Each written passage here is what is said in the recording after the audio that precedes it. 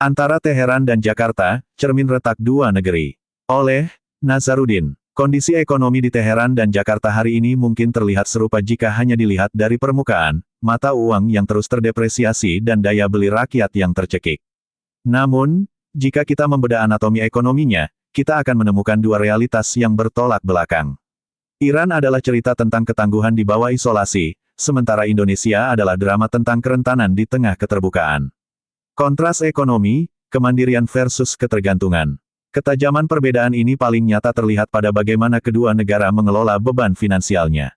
Iran, meskipun dikucilkan dari sistem keuangan global SWIFT, secara mengejutkan beroperasi dengan rasio utang luar negeri terhadap PDB yang hampir nol, sebuah anomali di dunia modern.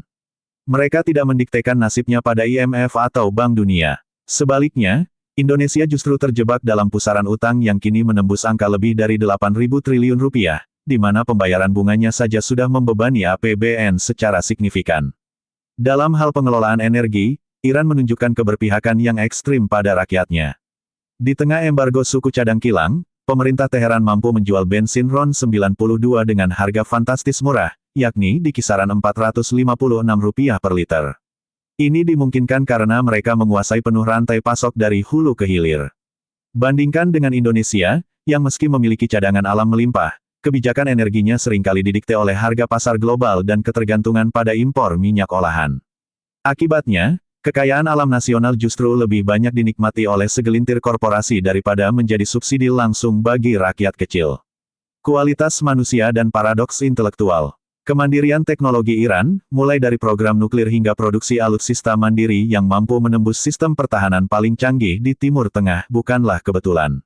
Hal ini berakar pada kualitas sumber daya manusia mereka. Berbagai studi global menempatkan rata-rata IQ penduduk Iran di peringkat atas dunia, bersaing ketat dengan negara-negara Asia Timur. Kenyataan pahit harus dihadapi Indonesia, di mana penelitian seringkali menempatkan rata-rata IQ nasional pada angka 78. Angka ini bukan sekadar statistik, melainkan cerminan dari kegagalan sistem pendidikan dan nutrisi yang berdampak pada rendahnya daya saing teknologi. Akibatnya, Indonesia tetap menjadi negara konsumen yang sangat bergantung pada transfer teknologi asing, bukan pencipta teknologi. Peran media sosial, pabrik nostalgia palsu. Di tengah kesulitan ini, media sosial hadir sebagai katalisator yang memperkeruh suasana.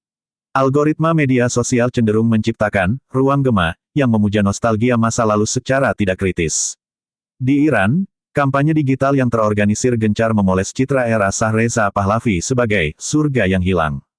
Putra mahkota yang dulu terusir kini coba dihidupkan kembali sebagai simbol perlawanan, sembari menyembunyikan fakta tentang represivitas Safak dan kesenjangan sosial yang memicu kemarahan rakyat di tahun 1979.